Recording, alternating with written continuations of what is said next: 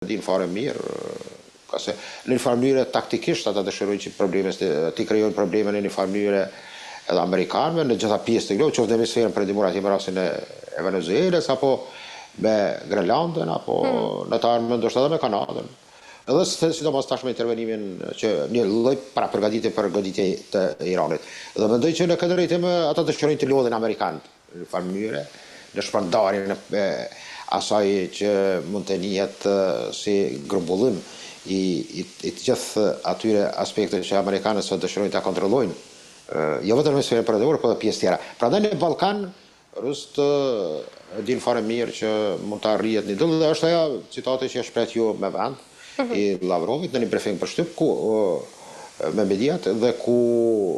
shprehet qartas që në Ballkan do kenë në një farë mënyrë një lloj koordinimi me palën amerikane, ai përmendet se divisht Bosnjën e Hercegovinën, po edhe shtetet tjera. Dhe kjo në një farë mënyrë nënkupton që do kemi një vijë fatkeqësisht darëse të interesave në Ballkan. Mendoj që në këtë aspekt duhet të potencohet që ndoshta edhe bordi i paqes në një farë mënyrë sa forsia presidentes së Kosovës apo trajtimi i saj, mendoj nga ona e Donald Trumpit, mendoj që ka treguar një lloj simbolike që amerikanët janë ata që interesat e veta në Ballkanin Shtrim përmes realitetit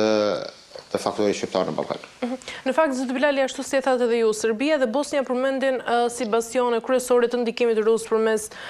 energjisë, sigurisë, medias, por edhe ekonomisë. Mendoni se mund të shndrohen këto vende në platforma presioni direkte të ta quajë ndaj Kosovës? Po sigurisht burimet ato apo mund të them interesat qoftë gjeoekonomike, por në këtë rrafsh mendoj që Bosnia mund ta ketë fatin e Jugosllavisë, do thotë një shtet i krijuar nga ajo që shifet për të mbijetuar ekziston ai rreziku i shpërbërjes, po që se ndoshta faktori mund të them amerikan dhe interesat turko dhe atë Arabi Saudite nuk do ishin të influencuar për të ruajtur këtë bashkësi apo këtë qytet. Dhe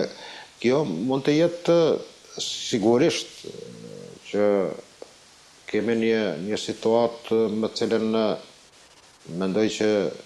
Ballkani paraqet një potencial të rrezikshëm pas Ukrainës, pas asaj që mund të ndodhë në Ukrainë, do thotë një problematike e cila realisht mund të jetë shkëdia zjarri është Bosnia. Dhe nga Bosnia, nga në jug, poshtë kemi pastaj një situatë jo më të mirë dhe në Maltezi, por ka se është një, mund të them, pozicion i tillë i Malit të Zi, sidomos në aspektin e ankorimit të asaj që njihet të bazave, mund të them, daljes në Adriatik, Vregdetit të cilin e posedon një hapësirë Mali i Zi, dhe që Serbia është, do thotë, ka një frymëre ëndër të jetë në një farë mënyrë nesër pjesë e këtij ankorimi në Bregdet, dhe Kosova kuptohet e cila ende ka dhe duhet të ketë një qasje më ndryshe në aspektin e forcimit të rolit saj në aspektin ndërkombëtar, në numrin e njojeve, pastaj ngritjen e kapaciteteve të brendshme dhe stabilitetin e brendshëm, por mendoj që edhe Shqipëria në këtë kontekst duhet të llogaritë që në këtë kohë në cilën jetojmë, me situata jashtëzakonisht alarmante për këtë sigurisë dhe ndryshimit komplet të konceptit një bote ndryshe, dhe këtë pranojnë edhe vetë liderët më të fuqishëm, që bota ka ndryshuar dhe duhet ndryshojmë edhe ne. Mirë po, ne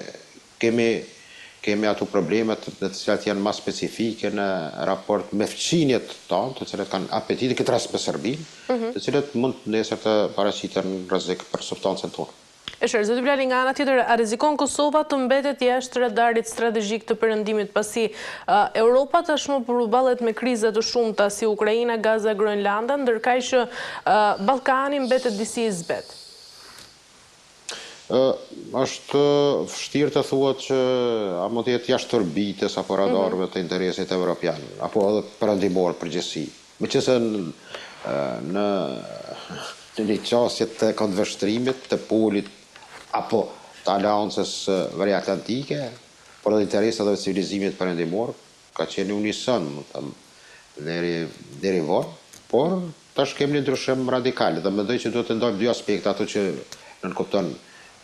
Evropë ose Unioni Evropian dhe qasja amerikane. A mund të humbë interesimi? Jo, nuk e besoj. Kjo mund të jetë ndoshta ndonjë fazë ku mund të ketë lodhje në gjithë sferë, në gjithë këtë lojën e madhe të shahut që po luhet në arenën ndërkombëtare. Evropianët mund të thonë nuk janë në pozitën më të mirë. Por mendoj që amerikanët shifën që në Evropën juglindore, në një farë mënyrë, një lloj përkrahasi kanë elemente faktorin shqiptar. Por kjo nuk do thotë që amerikanët nuk mund të kenë pastaj një qasje tjetër në të ardhmen e afërt. Kjo është parë, them drejtën, edhe me qasjen e Siri, ku ka qenë do të thotë përkrahas më të mëdhenj të interesave kurde. Dhe kjo ka qenë e hapur, do të ato bazën e pjesën veriminore kanë qenë edhe bazat amerikane dhe përkrahja që ka dhënë SDF-it, do të thotë forcave kurde të cilët kanë luftuar regjimin e Asadit, por edhe me ardhen e Al-Shares apo interesat turke në këtë pjesë. Dhe sot i ke, do thotë, të hedhur, mund të them, të përdorur dhe të gjuajtur. Dhe kjo mendoj që duhet të kemi kujdes në aspektin e interesave të fuqive të mëdha, ndonjëherë mund të jenë edhe vendime jo të këndshme. Por përgjithësi orientimi dhe shpresa e vetme për momentin, për faktorin shqiptar, sidomos për Kosovën flas, është jo vetëm ai zhargoni që ndoshta mund të jetë që çdo herë mendohet dhe shpresohet që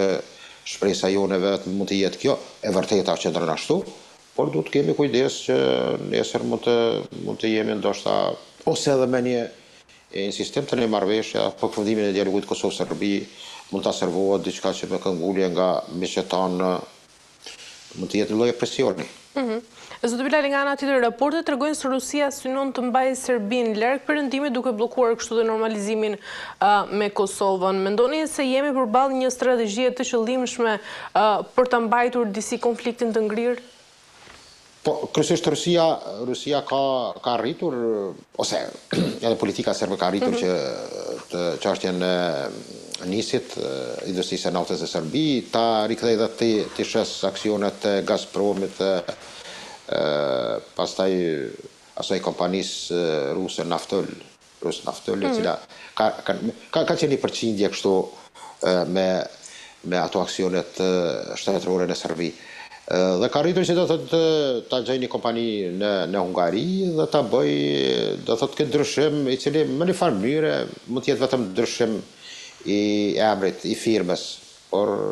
do thotë ka qenë në aspektin energjetik, mund të jetë ende faktor i rëndësishëm. Në aspektin diplomatik është joshtë dhe interesante për Serbinë, tradicionalisht një raport me Federatën Ruse, aspektit religios, do thotë është një lloj bastioni interesave të ortodoksisë në Ballkan, apo marrëdhëniet e kishës ortodokse serbe me patriarkanin e Moskës, dhe mendoj që në aspektin ushtarak të duhet ndonjë inovacion i cili mund të jetë nesër i dërguar edhe për Serbinë, meqense kanalet toksore janë sot për sot janë më problematike. Por do thotë janë ja 3-4 elemente që ka çështja do thotë energjisë deri te aspekti dhe kapacitetet ushtarake është një dëshmëri e tillë. Rusia a do arrin të mbajë këtë tempo dhe këtë situatë, mund të them, të status quo në Ballkan, Sigurisht që po, nga se Ballkani se të shëndrua një vend të, mund të them, tash në tregun, mund të them, të interesimit, jo vetëm të mallave dhe tregut, por edhe aspektin politik dhe ushtarak ka hyrë edhe Izraeli. Pos Bashkimit Evropian, Rusisë, Shebave dhe Turqisë, tash në treg e kemi Izraelin, i cili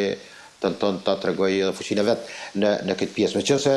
është e çuditshme ajo vizita e djeshme edhe në Tel Aviv, ku do thotë kemi pasja 2 lider shumë interesant. Edhe Milorad Dodikun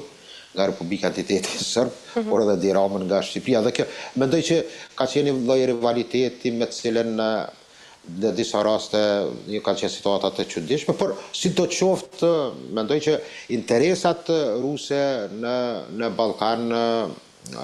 drejt që do rriten apetitet e tyre. Jo që të zvoglohen, por do të ketë edhe, mund të them, rritje rapide. Zot Bilali, në rast se do të kemi një përpjekje ruse për të ndezur trazira të reja në Ballkan, mendoni se Kosova është realisht e përgatitur në aspektin e sigurisë, por edhe të institucioneve për skenare të destabilizimit? Po, Kosova sot gjendet, mund të them, në itinerarin dhe pra programit e tyre për provokime të ndryshme, qoftë të natyrës që kanë të bëjnë që nga propaganda, apo edhe medialisht, Sputnikut, pastaj kanalet e blogerë të ndryshëm rus,